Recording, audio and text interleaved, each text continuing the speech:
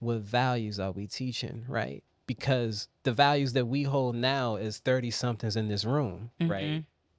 Varying ranges, but 30 something, right? We will all instill with a certain set of values. I can see it in everybody here. Ain't nobody here stupid or nothing, right? I don't think we're teaching our kids first up, like as she said, financial literacy. Yeah. I don't think we're teaching our sons and daughters to respect themselves and respect elders. That's what I'm trying to get to. I'm trying to get to that. Like there's no respect for adults. Yeah, like the concept of respect on even you know what I'm curse saying? Like a sailor, but when I go to my grandmother's house, she's a Bible up, and I still I have to pull back, and yes, I'm grown, but that's still my grandmother, 90 years old, and will still hit you with that cane if you play with her. When my husband has an issue with something, it's addressed before I even walk out the room. But a key thing that you said, right, is that you take your husband's opinion into account, right? I think a lot of us get connected with people, whether you date men, whether you date women, whatever your preference is. We are dating people who can't lead us, right? So if you're connecting with a person, so for instance, I was dating a man that I felt like he was better at money than me, right? In managing it. Right. There were in my friend group, oh girl, I wouldn't tell no nigga how much I make. All of that. I'm like, whoa, hold up. That's his strength. Right. So when he's speaking to me, when he's speaking to me about what goals we're trying to reach or what we're doing, if I'm saying I can't link with y'all to go get drinks because that's outside of the goal that is set, this man is not controlling me. This is something that we set together. And so even today, when I told my kids when they got on the bus, I said, this woman is an elder, right? She's a black woman, particularly. Not saying that the clear people don't count, but if you're a black woman, you are the most high. If that was an older black man, same thing. He's an elder. When y'all get on this bus, y'all say, good morning, how y'all doing? And they was looking at me like, the fuck? See, but I said, differentiate real life from social media. Right. These kids can't. But there's no guidance. We're not guiding. They're taking it clear. Yeah, but there's no guidance.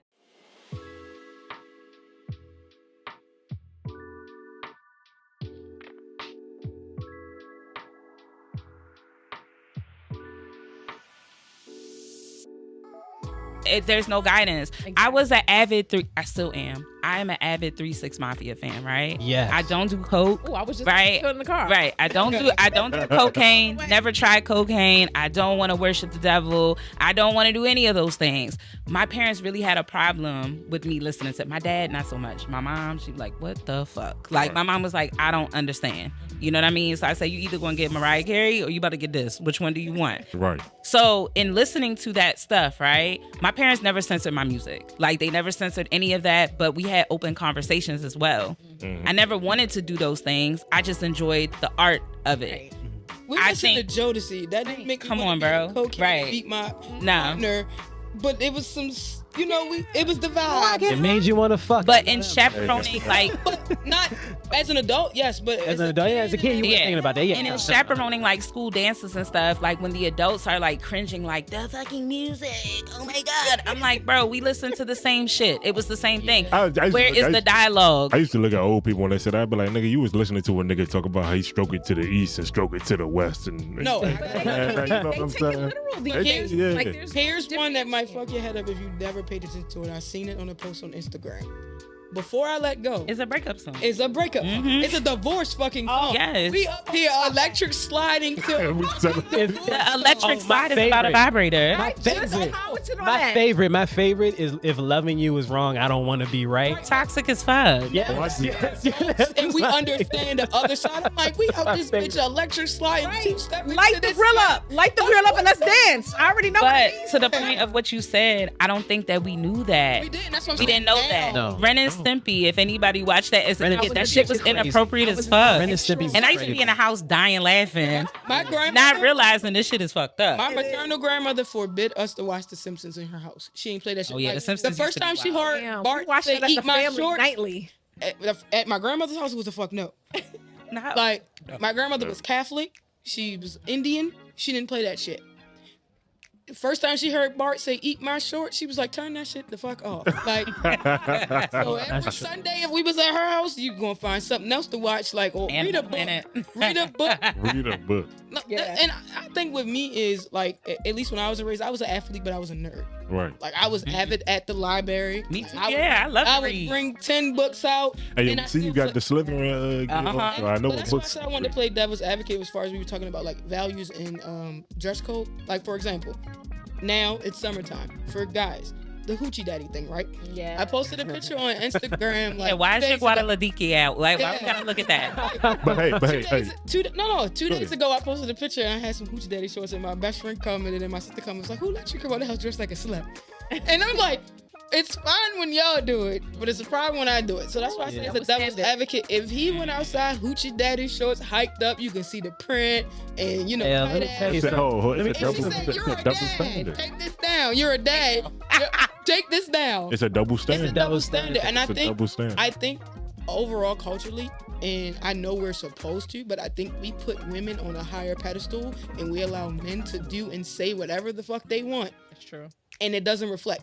Men should be able to be held to the same standards as women. You carry yourself with respect for yourself and your partner. Right. If you are in a relationship or you are married, the same respect should be equivalent on your head. When you go out with these hoes, the hoes shouldn't be able to touch you. Mm-hmm.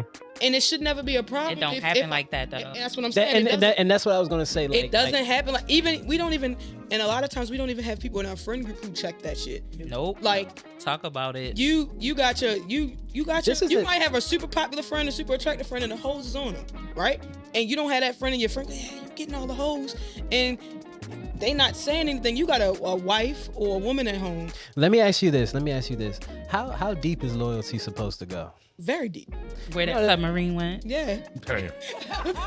As deep That as was the deep Titanic. as shit. Like the Titanic. Deeper than the Titanic. But no, I'm not talking about like from like one partner to another. I'm talking about friendship, right? As deep as that. Yeah. When you love people, love is accountability. So exactly, It's accountability. So that's what we not always going to see eye to eye because you might check and be like, "Hey, yo, you was out of pocket." Yeah. Your real friends are going to tell you, "How I saw you talking to your man yesterday. That was problematic. Like you shouldn't do that." Mm-hmm. There have been times I've been out like, "Hey, yo, you drunk as shit right now. Chill out." Yeah. Mm-hmm. I do. Everybody else, like y'all laughing and shit. Like their household is going to be fucked up when they leave here. Yeah. I have a friend that does that, and I would check her on it. Like when you're sober, we'll have a conversation because I'm not a public embarrassing type of person.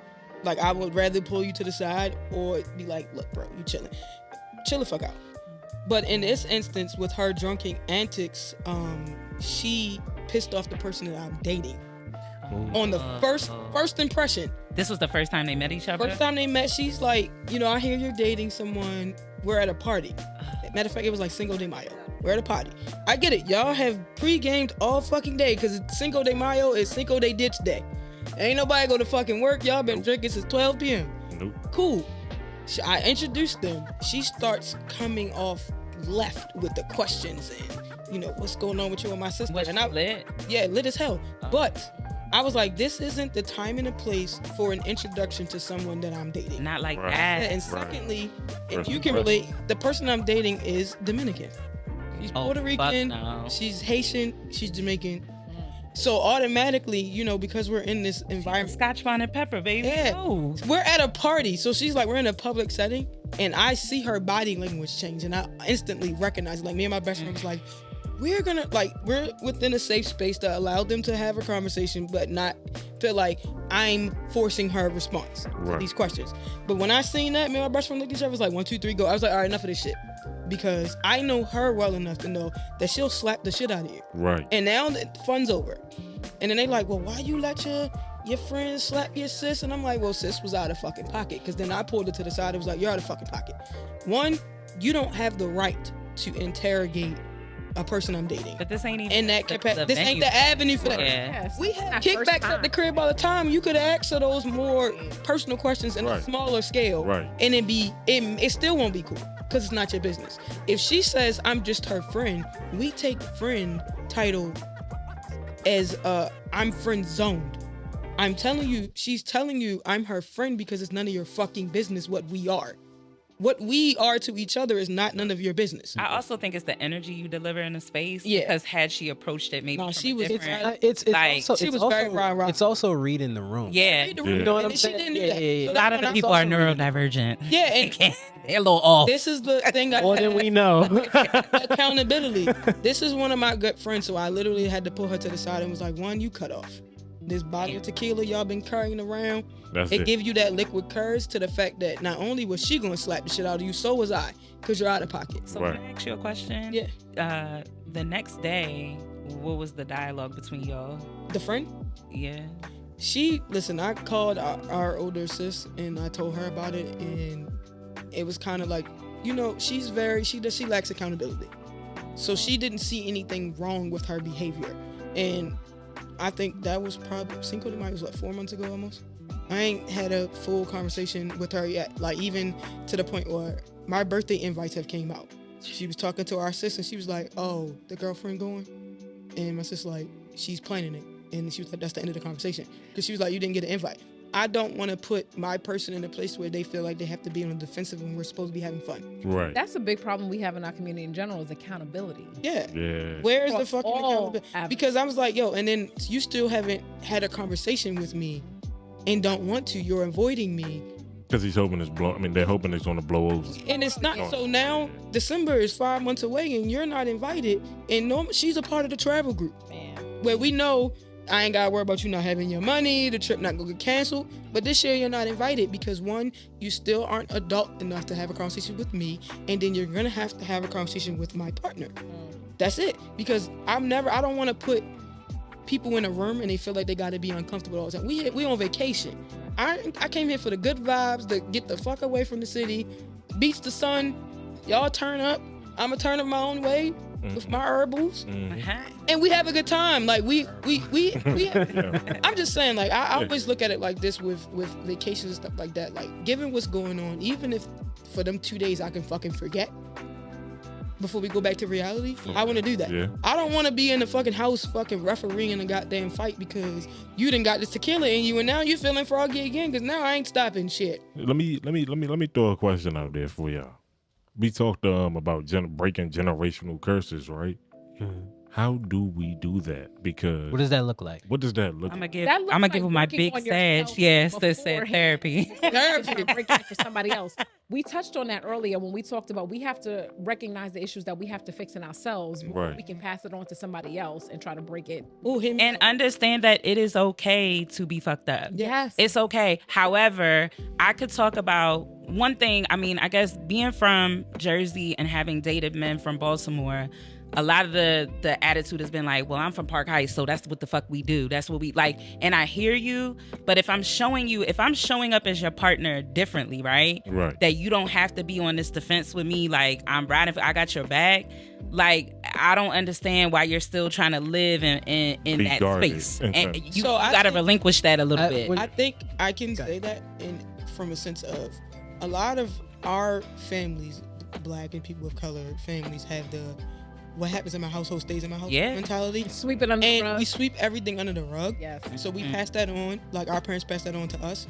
And that's the one generational curse that I broke with my I told all my parents. The first time she came to me about, wanting to talk to somebody, I sat down with her other parent. Yeah, we're going to get our therapist.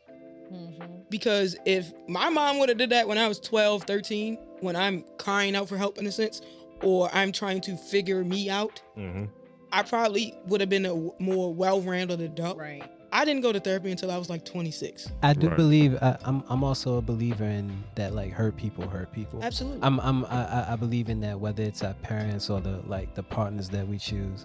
Whenever you choose to love someone or someone is close to you, you're not only taking in all of the positive things that they bring into your life, but you're also taking in all of the negative, right? But if you don't want to channel that to be something better, like if you don't want to work on it, how long do you plan on staying in this space? So you want to reap the benefits of having a positive relationship, but you still want to be Michael Myers at the same time. So what another thing I feel like is breaking the generational curse is breaking the cycle of emotional abuse is love.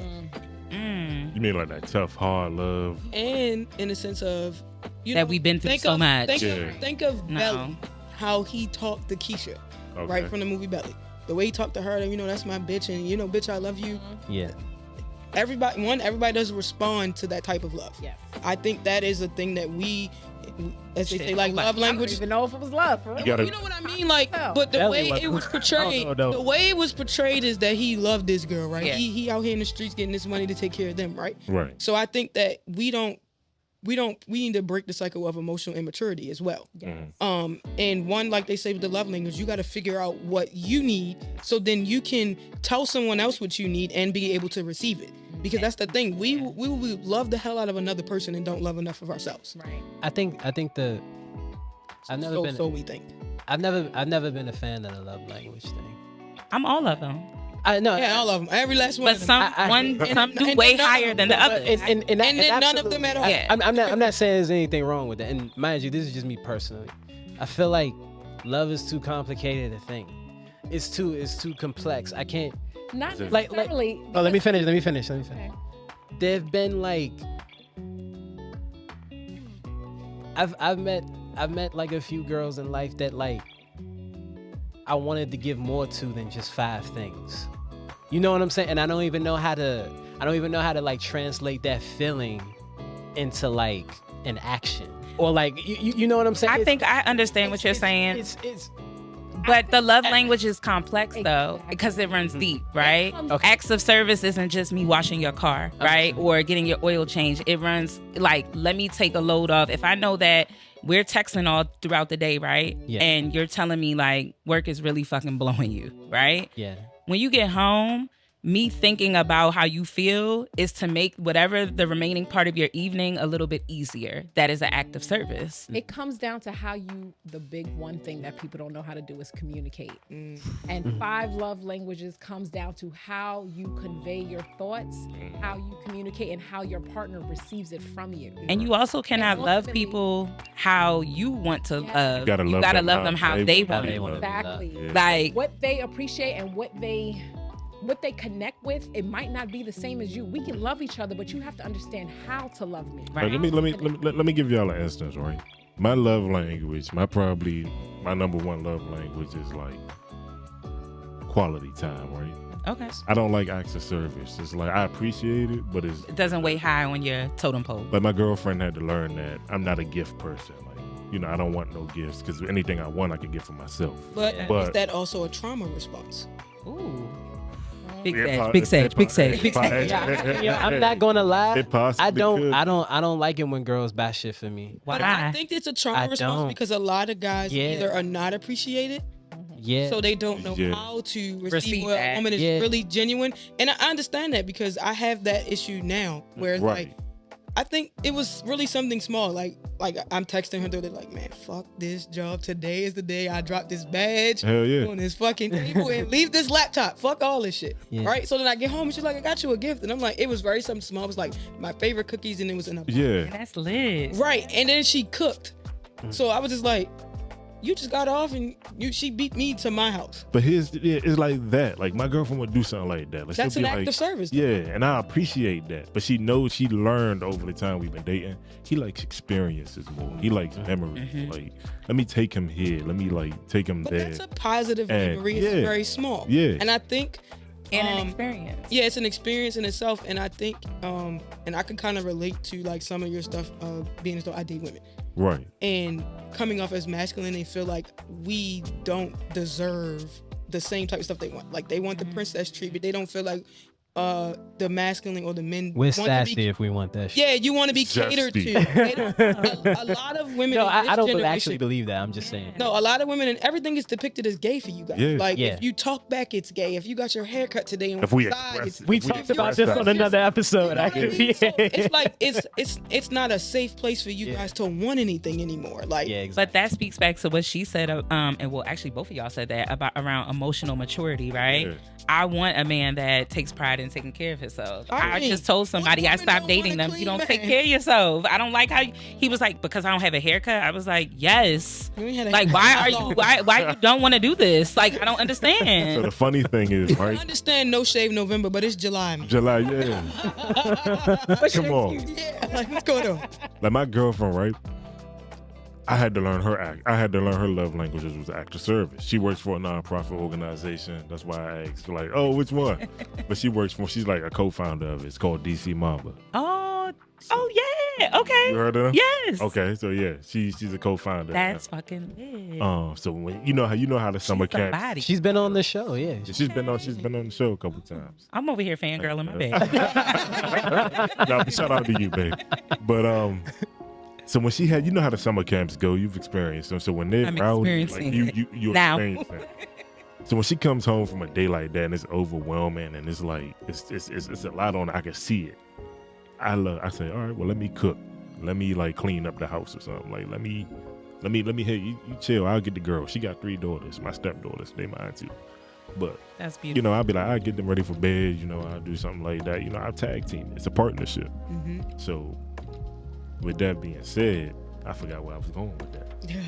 but that's old age. Yeah, You was basically saying you, in a sense, you were learning her love languages, and acts of service is one. So that's something you do to take a load off her day. Yeah. But you don't prefer acts of service. I don't prefer that. And I'm saying that I think that you don't prefer acts of service because it's a trauma response. And I feel like it could be. And here's why I say that, right?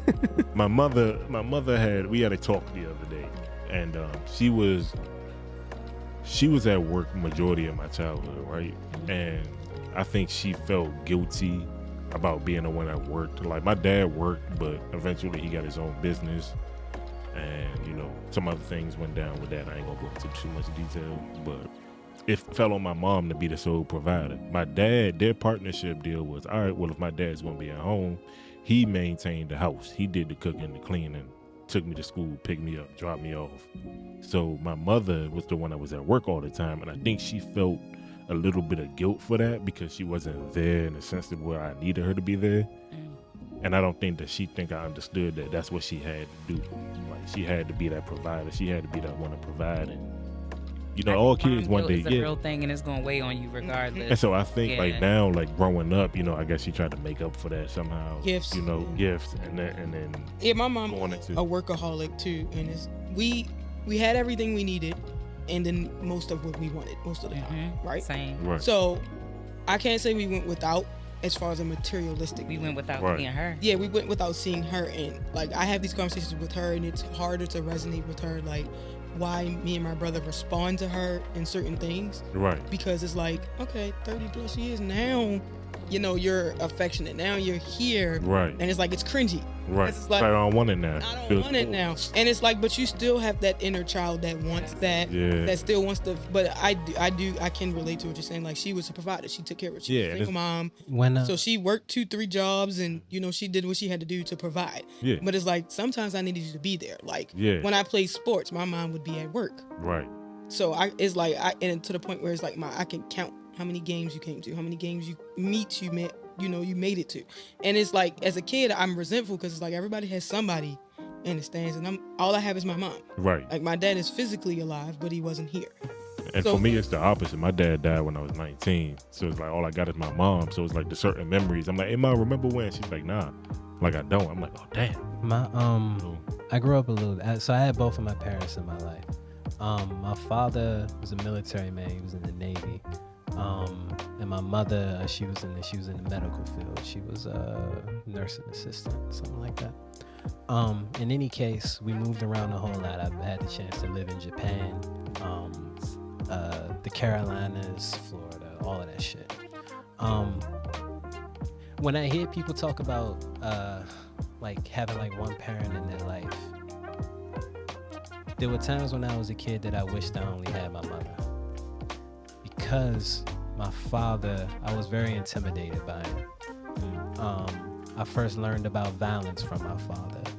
I first learned about whatever you might call toxic masculinity. My father exhibited like all of those traits. But he did what it was he was supposed to do, right? He provided, he made sure I always had food on the table and all of that. But in the background, I would always see my parents argue. I would always see my father step out on my mother. I've seen my mother step out on my father. I've seen a bunch of shit. But through all of that, I was very afraid of my father. He served 2 tours in Iraq. His mind was fucked up. after the second tour in 2006, he returned home and he told me about some of the shit that he's seen and how it fucked him up. He didn't believe in therapy. And that wasn't until he went to jail a few years ago. The only thing that stopped him from serving a long term was the fact that he had served in the military and the fact that he had bled for his country, so forth and so on. But in any case, he's doing fine now. He's getting therapy.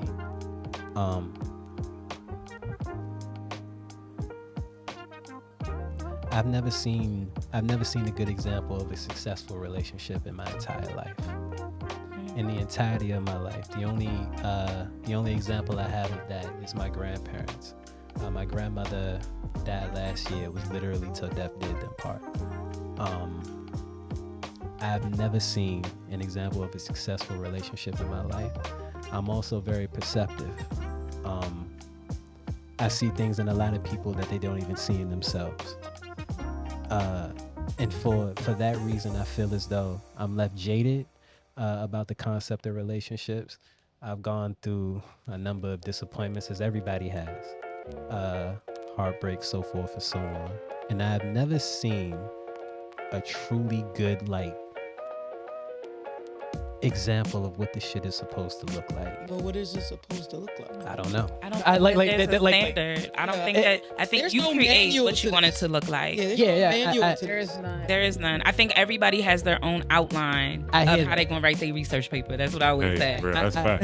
I hear that. There's people out here that have been married for 50, 60 years, and you might see them happy as hell, but they're miserable. and happy. But behind closed doors. But sometimes they are happy, but that does not mean that they did not Work for it. stand the test of time. Yeah. Shit, My throughout their grandparents got marriage. married for, I think, almost 50 years before my grandfather passed. Right. And they got married in the first year Right. of them meeting each other. They became a blended family. And I've heard my pop will tell so many stories I put your grandmother to school. She helped make my house a home because he was a widow. So he was basically left to raise his children with 5 kids. And then he met my grandmother, who was also a widow. Right. So that just kind of worked for them, and she made a home out of the house. And then he was like, if you want to get your education, so while she's helping the kids go through school, he's putting her through school.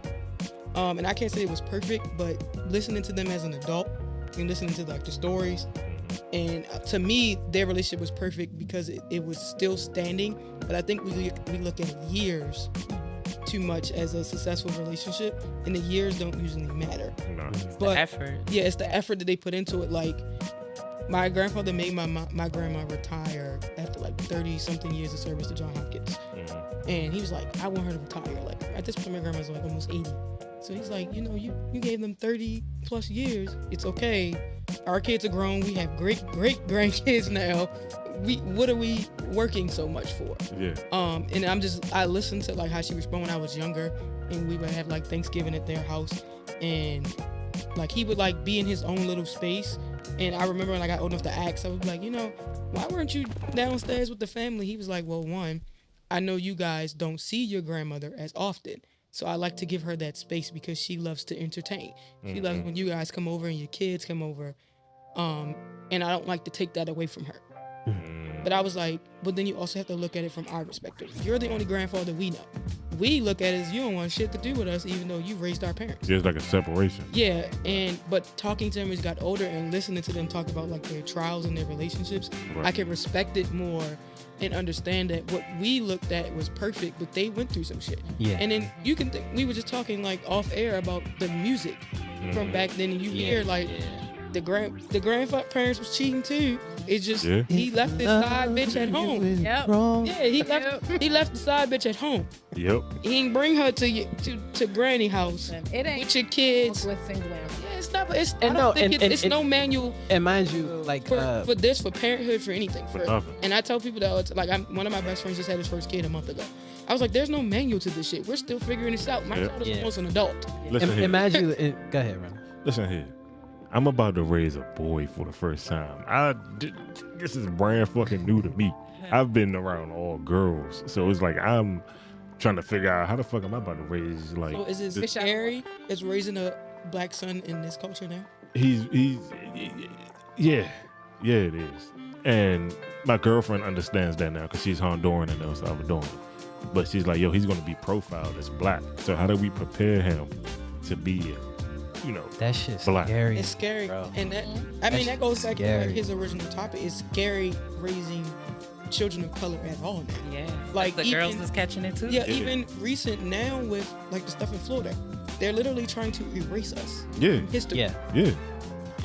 So it's like as parents, how do we backtrack that? Even if you're not like a parent, you could be an auntie, you could be a godparent. Like how do we instill something in them? Most of the content that I've learned about myself and where I'm from and my culture and just being black, even though my mom is biracial, I was told that society will identify me as a black girl. Yeah, exactly. Right? Yeah. So my dad never fed into that. Like, you don't really know what my family dynamic is until you come to a cookout. We used to always make that joke all the time. Like, I don't really get into that. Like, we mix, like I'm black. Like, and I hate when it. people do that. Yeah. Yeah. So but a lot of what I learned about myself was through my parents. Like, to have pride in being a black woman, to be prideful and know, I tell my students all the time, any space that you walk in, you deserve to be here. Yeah. Mm-hmm. And the problem is that all skin folk ain't kinfolk, and there's a lot of Carltons out this motherfucker. Let me say this. We need more educators. Yeah, my daughter is biracial as well, and her mother is white. And I'm scared because they moved to Tennessee. Yeah. And she's the only biracial one there. Her siblings are all white. Tell them about the sign across the front yard. Yeah, so when they lived here in Baltimore, well, just past Baltimore, her mother got remarried. There you go. Her mother got remarried to a white man. And I go to pick up my daughter one day. I'm all the way on the other side of Maryland, like near the harbor. So that is not the upper They're in Harford County. Hey, listen, I'm a DC dude, so Harford County. Yeah, that's deep. I'm from DC, but Baltimoreans, you can walk there. That is not. Nah, look. See, I'm from DC. That's far as shit to me. Anyway, that shit jive far. That shit. Hey, look. So when they lived here, right, Harford County, I pull up to the house. Well, it's Harford County. Let's start there. Let's go on. That says enough, right? Yes. I pull up to the house, and what's a big ass banner? Is it Trump? It's Confederate. It's a goddamn Trump sign. Like from hashtag crime. Confederate would have been crazy. I probably would have. Confederate. Well, I'm probably going to give an unpopular opinion about this. You gotta be careful about who you fucking with. And I learned that lesson, right? And sometimes with outside races, like things that I've said to my cousins and my brother and like other black male friends that I have. Right.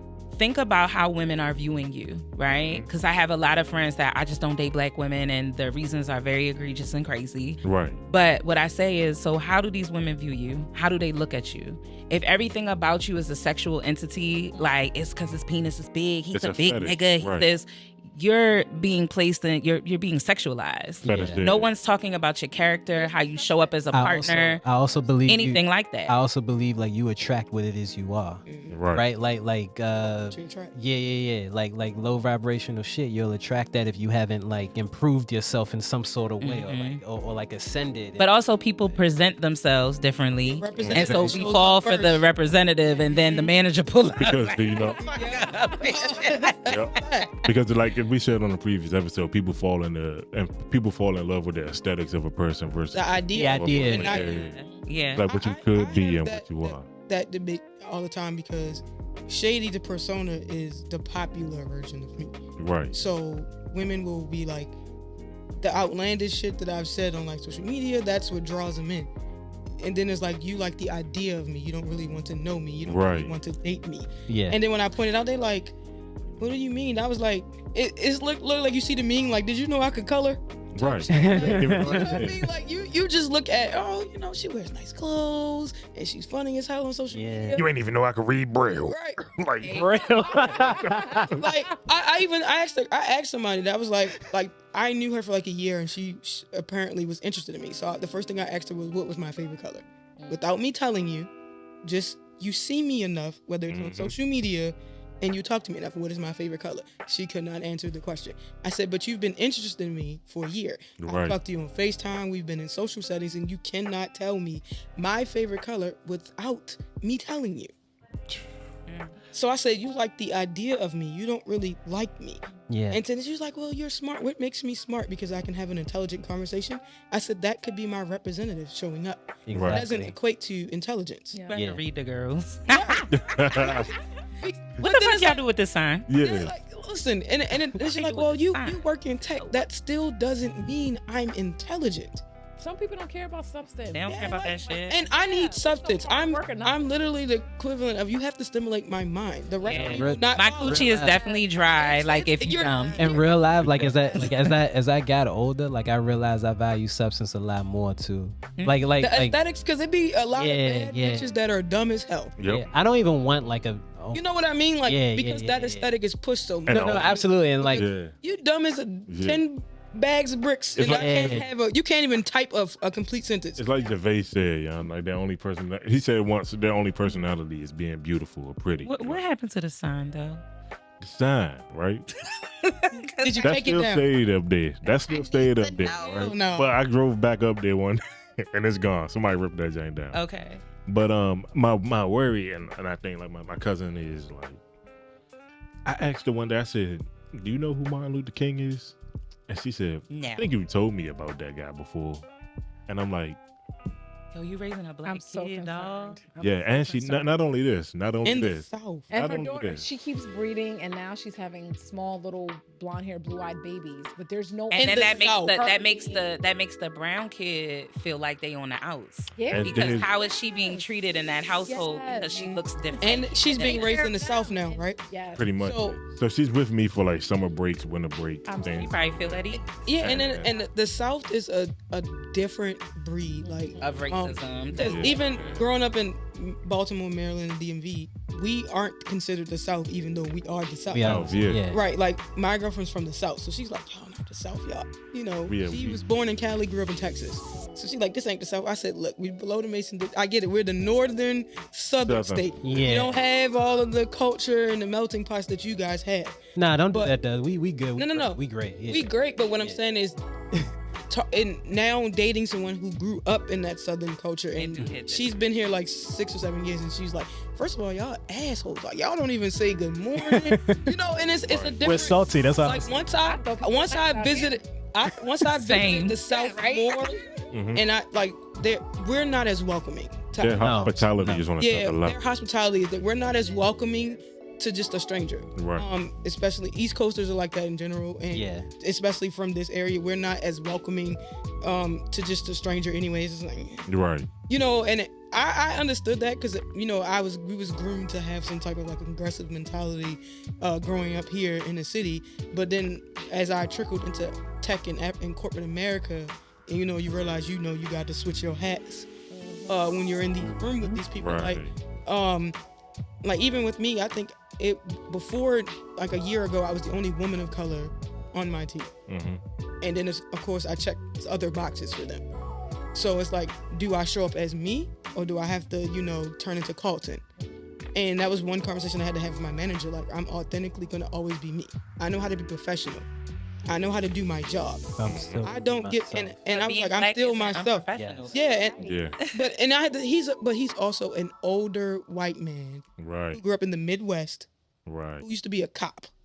Oh shit. Where in the Midwest is he from? Like Oregon, Wisconsin. So again, different cultures. We come from different things. Like I told him, even with that email, I was like, man, that's fighting words where I'm coming from, because you talking a lot of cold cat shit with just keyboard shit. Like I can't come to your office. You know what I mean? Like it's a certain level of respect, and we're level based. Right. So it's like I don't care about no level. People is people. Respect me, I respect you. I respect you as my senior.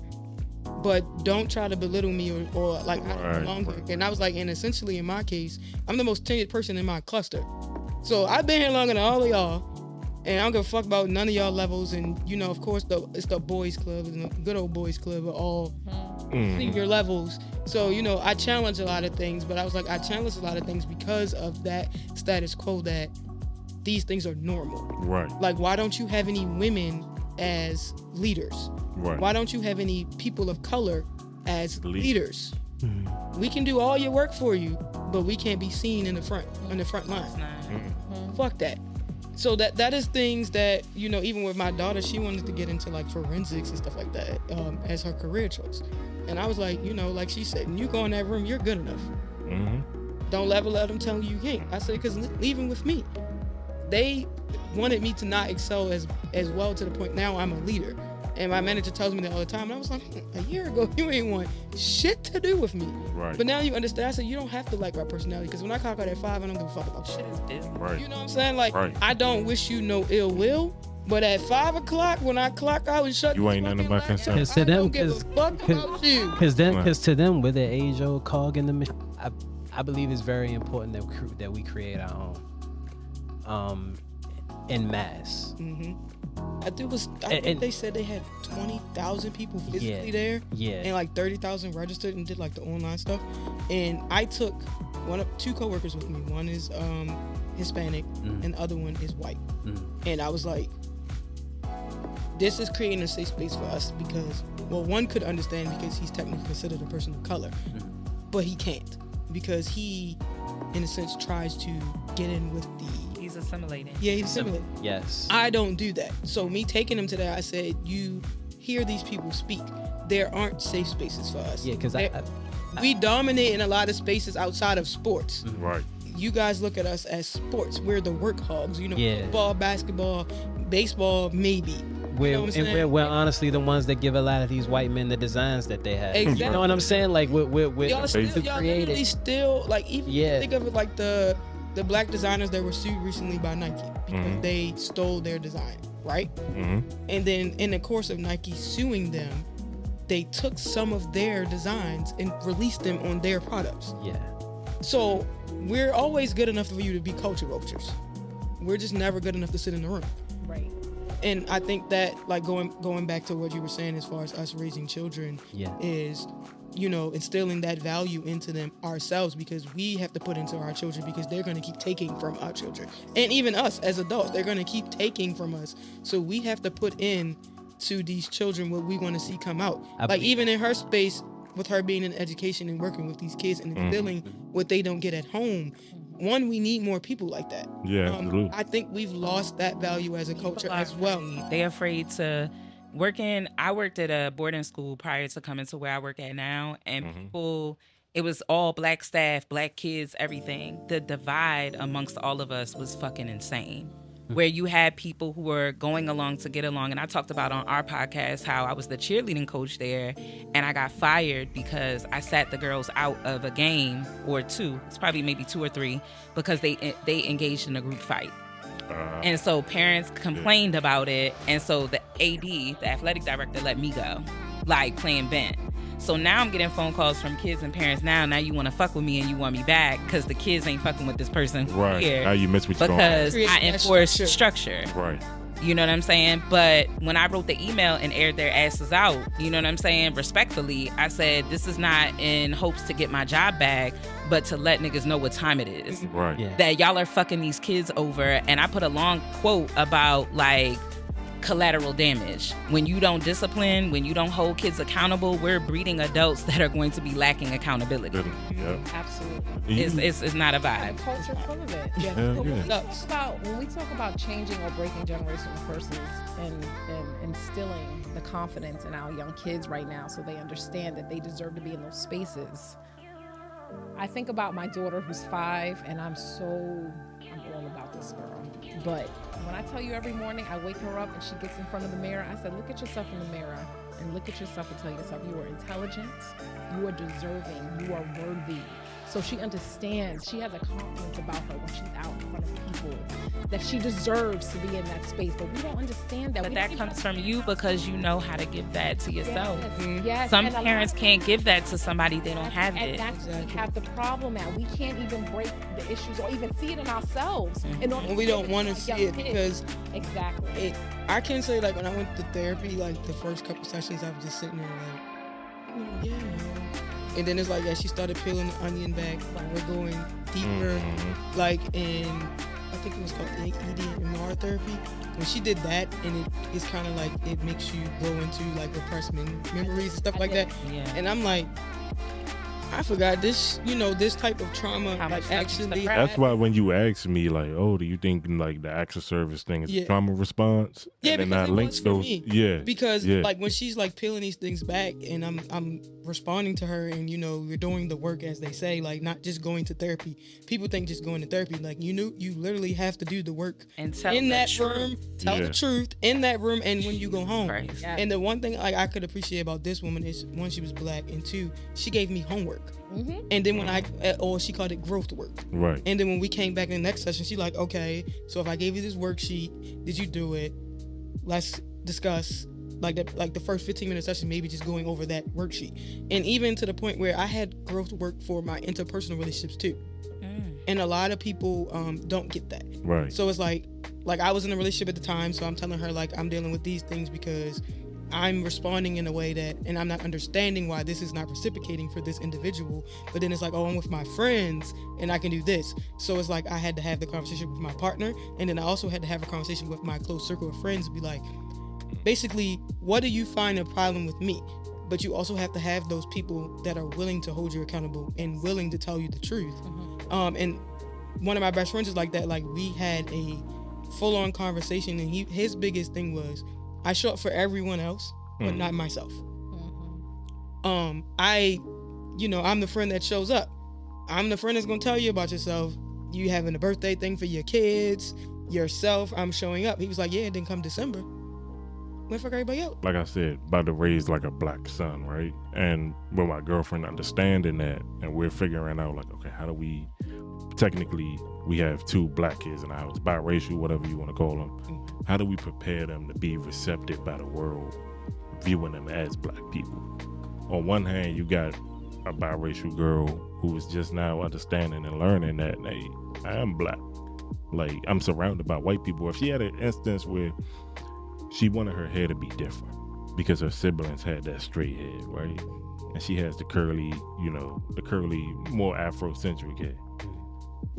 And teaching her how to love that hair and get used to having that hair is something that like I credit to my girlfriend, because she was the one that would either do it or take her to get it done. Her mother never does that. Her mother doesn't know how. If your mom doesn't cultivate that environment for you to love yourself, that also makes me wonder, like, how does she view you? That's what I'm saying? Like, I'm kind of like, not to be in your business. I'm kind of like side-eyeing, like, well, how does she look at this Black man? Yeah, that's like, what I think the gears are turning, where I'm like, well, damn, once that question thing, like, damn, was that just one of them fucking get out situations? You just wanted me for that, for that purpose? Would you consider? I'm sorry, I didn't mean to cut you off. I apologize. Would you consider taking your daughter full time? I absolutely want to. I think you should. I absolutely want to, but there's a lot of factors that, right now, at least kind of prevent that. Mm-hmm. More so for her, because the way the custody has always been, it's always been like, she spent majority of the time with her mom. When they lived here, she was here every weekend.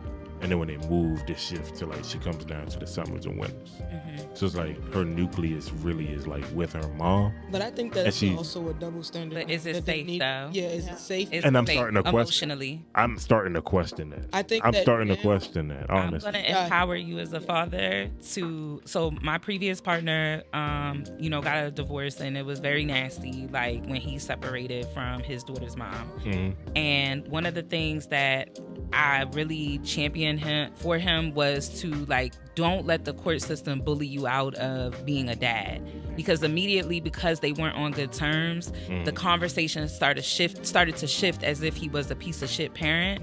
And every Black man is not a bad dad. Right. There are actually a lot of phenomenal fathers out here that do not get the credit for that.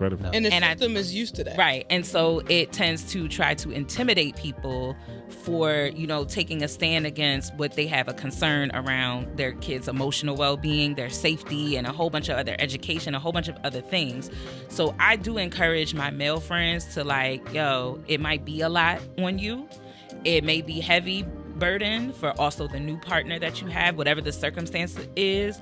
But if you're having this feeling that this kid is not safe, you're doing her a disservice by leaving her in that space where there's nobody like her that she can connect with. Because I'm sure when she's with her siblings here at this, even though they may be her bonus siblings, right, through her girlfriend, right, she's with a partner that you have that makes her feel comfortable. She feels seen, right? Absolute. God. How long does she feel like at this other household that she feels invisible? That's not a good feeling. Whereas, like, I don't see myself in any of y'all. Hold on. This is scary how you are, like, reading the fuck out She of got power. Yo, this is I'm trying scary. to tell like, you. you're reading the fuck out of this. I'm going to tell you, like I told my homeboy, go get your baby. Yeah. Like, whatever it is that you need don't I be telling you that? Go get your baby. I say it all the time. And I know attorneys, so if you need the information, I will share it with you. But my previous partner got custody of his daughter, didn't end up paying any child support, no nothing, because I connected him with a Black woman attorney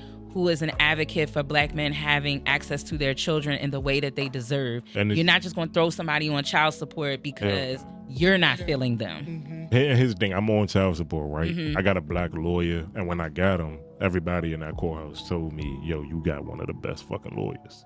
And it proved to be true. We beat her ass in court twice. Right? She appealed the first time. We went back with her ass twice. Beat that white devil again. Go get your baby. I was there. Go get your baby. Yeah. Take that out. Take that out. She was there, so I'm keeping that in. Yeah.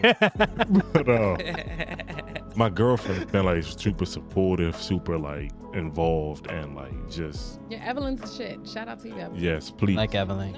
But like she said, go get your baby. Go get your baby. It's only going to get worse for her. Yeah. And that trauma that she's, especially being in the South. And one of the things she told me when she comes here is she was like, because she's the oldest over there. So when she comes here, she fits in the middle. I have a 15-year-old, and then one that's her age is 8, and then a 7-year-old now. She doesn't feel like she has to be the parent. Exactly. She could be a kid. She could be a kid. Yep. Yeah. Go get your baby. Yeah. Absolutely. Get your baby, bro. We'll talk more about it. We'll talk more about it. But for now, unfortunately, our show has come to a close for today. Thank you for having us. So please tell everybody who you are. Please. I'm Suki from Auva Black Podcast. I'm Shady from the Really Honest Podcast. And where can everybody follow y'all at? And Adeena the guest. Where can we follow y'all? You can follow me either on the ABP show, spelled as it is, or Suki_MIYOKO. All right. You can follow us on everything at the Really Honest Podcast. You can follow me on Instagram and everything else. Shady is Royalty 88. Really Honest Podcast is everywhere. YouTube, TikTok, Instagram, all that crap. And we're gonna get your information so we can put that shit at the bottom for Yeah. So thank y'all all for coming out tonight. Yeah, Thanks for having us. If there's anything I learned from this podcast today, is that there are good people out there. Usually I'm a pretty jaded dude. I stay to myself. I don't like people. But if there's anything that I learned, it's that the change starts from within. It starts from yourself.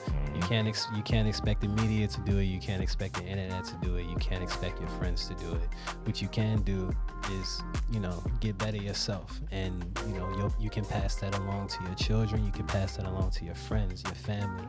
And I'm so happy to have some exceptional people here in the room with me today. But we gotta come to a close. My name is Javay Graham. My name is Ronell Rashid. And this has been the Black Men Discuss Podcast, episode 9. Please like, comment, subscribe. Spread us around like butter on your toast. Oh, I like that. That's good. We love butter on the biscuit around here. So y'all have a good night, and we love y'all. I'm going. Nice. Shane. Yeah.